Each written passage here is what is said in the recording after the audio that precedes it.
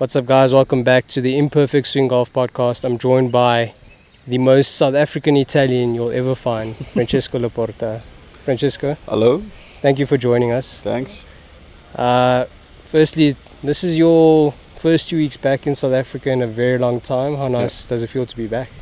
It's nice to be back. And last time I was here, I was in December 2019, just before the COVID, for the SA Open. And yeah, it's nice to see all the other guys playing on the Sunshine Tour, and it's fun to speak with them. And yeah, this place is like a second home for me, so it's always a pleasure to come back. And obviously, I mean, we met when you were based here and playing the Sunshine Tour. We were both seeing Gavin at that time. If you go back to your Sunshine Tour playing days, and seeing now, coming back and seeing the Sunshine Tour, what it is now, does it almost feel like you're seeing the tour grow, and then also all your friends that you used to play with also growing with it? Yeah, I was pretty young when I was playing Sunshine Tour. It was my first 2 years as a pro, so didn't have a lot of experience, and it was tough for me. It was tough for me because I was away from home, away from friends, parents, girlfriend, but now I can see I meet a lot of players. When I was playing here, I get close to a lot of players, and now I can see the difference between now and 7 years ago. So the level is really high. So I can see a lot of good players. We actually see it from the scores of last week. We played Pekinwood last week, and the score went so low. Cat was 6 under. It was really impressive. Yeah. And yeah, it was. I grew up with Gavin, and that one it gave me a lot of experience to bring back home in Europe and Italy. And it was nice for me. It was really important for my career.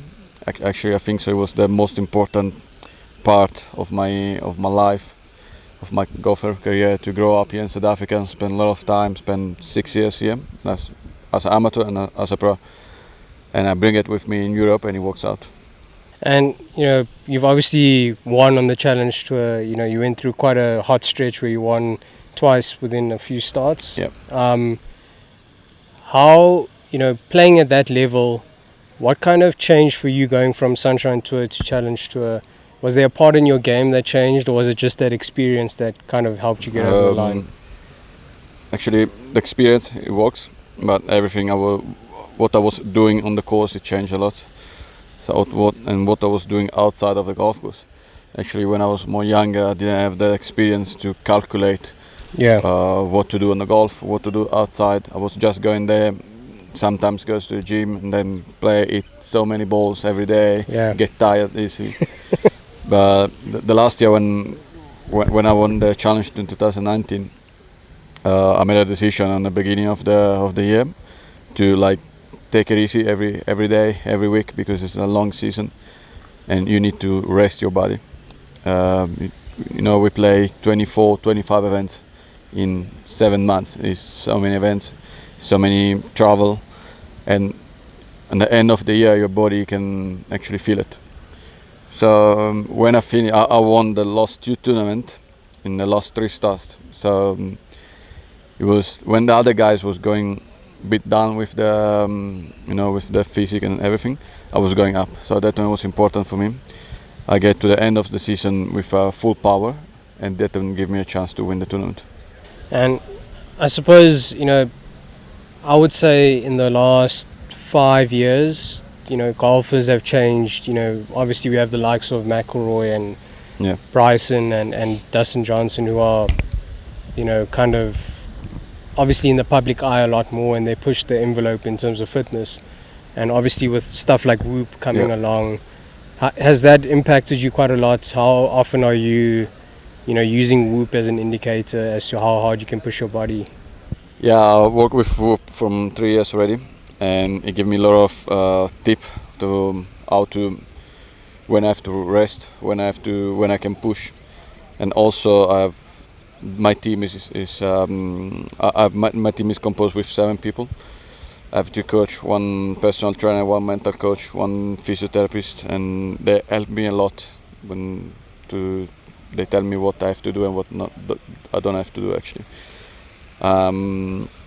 Right now, I'm working like I'm going to a gym twice a day, and it's not like because McElroy do it or because Dustin Johnson do it, but because I understand I need to do that for compete with a higher level. And obviously I'm getting old, and my body still to feel it now when I travel out, when I practice too much.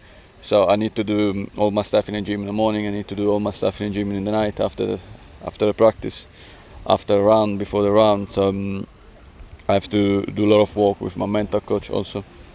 Everything is part of a big team, and you need that one to compete with a top player. And obviously, Whoopi one actually part of the team, because he tell me when I have to, how many hours I have to sleep, or when I have to rest or not. Yeah, and I think having that team is, once you get to that level, I mean, you made it to the last stretch of the DP World Tour, which is massive. You with the best of the best. Having that team just makes you feel a bit more comfortable with what you're doing, I guess. What would you say? Firstly, it's always good to see someone, like we've known each other 7 years now. Yeah, maybe a bit more. Maybe a bit more. Maybe a bit more, yeah. And to see you up there, it's firstly good to see that, you realized your potential within yourself, but also that you've come up with some good sponsors as well. Tell us a bit about, the partnerships you have with some of the sponsors you've got, and how that also just makes it a bit easier for you, where you just go out and play golf and you don't worry.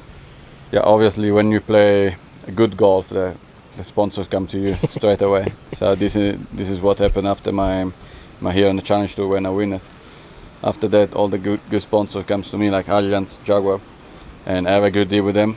I'm pretty actually happy to be part of Allianz team or Jaguar team or Hydrogen team, Titleist. I think so I have like 6 or 7 sponsors, and they help me a lot to actually survive on this tour. Yeah. Because there is a lot of expensive, and it's not easy. And this is what the sponsor actually make for us. They help us a lot. And then it's nice. It's nice to have such a good brand with me. Yeah. And it's just like, it's very how to say in English. Say it in Italian. I'm very proud to be part of this team actually. And it's something, we chatted about at Peakenwood, was we were talking about social media, and you see the importance in social media. Has that also played a massive role with acquiring or being a part of a team like, with Jaguar and Allianz and Hydrogen? That helps a lot. So it was one of the first questions they asked it to me actually. How's your social media going? And we can see it. You have a lot of followers, but they are real, or stuff like that. But I like to be on the social media. I like to be social with the people. I like to bring my life into the social media. Maybe in the last year I bring it a bit less than I was before, because I'm more focused on what I do. I don't really have a time to post actually. I can do it when I'm in the practice round. Yeah. But during the tournament you can't focus. Yeah, I'm really focused on what to do. And I can use it in the night before I go to sleep, but then I prefer to watch Netflix. And speaking of Netflix, what are you currently watching? Is there any shows you can recommend? I'm actually watching Vikings Valhalla right now. Okay. So it's a series become just after Vikings. It's like Danish series, I think so. I don't know. It's very nice, and I watch it Suits. Yeah. And like right now Formula 1, because my personal trainer is training also Formula 1 pilot. Okay. Yeah. And Drive to Survive just come out a new season like a couple of days ago. Has it come out already? Sorry? The new season's out? Yeah, the new season of last year. So it's the new season. Yeah. Oh, I didn't know that. And yes, like sometimes some movies, but now I'm really focused on Viking. Okay.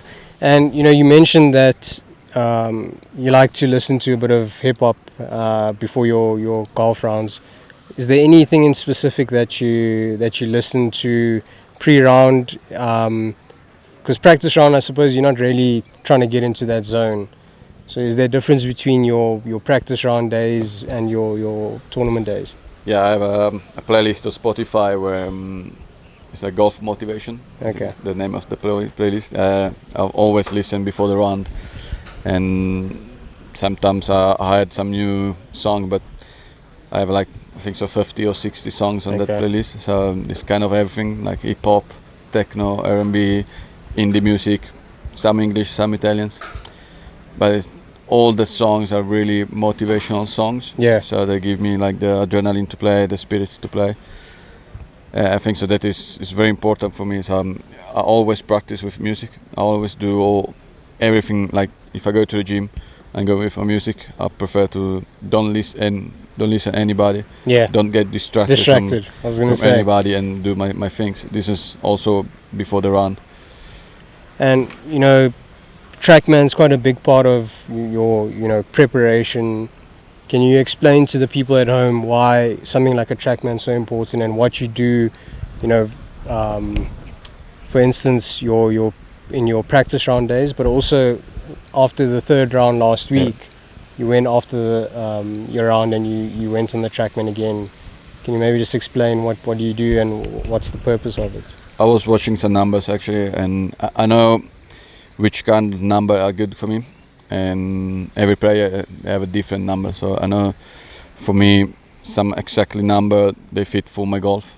When I'm playing good, I need to have that number. Okay. So if I didn't play good, I straight go to a range and check the numbers, and if everything is on a good direction, I know the day after I can play better.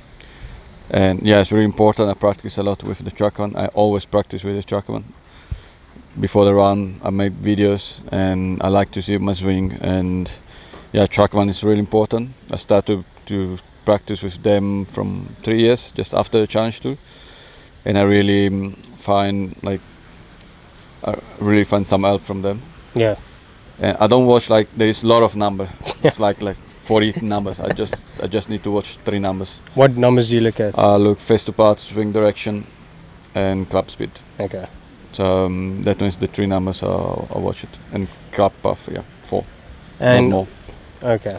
Yeah, I think sometimes you can get a bit confused with all the numbers they have going on. It's like I saw some guys starting watching that one. No, that's not for me. 3 numbers are more than enough. Perfect. If that 3 numbers are there, I'm alright. And we at Stain City Championship this week. You've played, you've done your preparation, first round tomorrow. Thoughts on the course and how you're going to approach the week? Course is nice and it looks long. It was looking long this morning actually. I don't know if it was the wind, if I was a bit tired, it was a bit cold, but yeah, it was looking way more longer than last week. It's a nice place and the greens are really tricky, really big and sloppy. So you need to be careful where to actually hit the ball. And I think it's going to be nice. It's going to be a nice event. The cut I don't think is going to be low like last week. But I really enjoyed this place. It's nice. Everything looks perfect. The grass is good. After all the rain we had last week and in the beginning of the week, the course is just in perfect conditions. And I'm really enjoy to be here. I'm really happy to be here, and I want to enjoy every day and try to beat myself. Like I tried to beat my position of last week. Perfect. With that, Francesco, thanks for joining us. All the best for the week. It's always good having you back in South Africa. Thanks to you. Thanks a lot.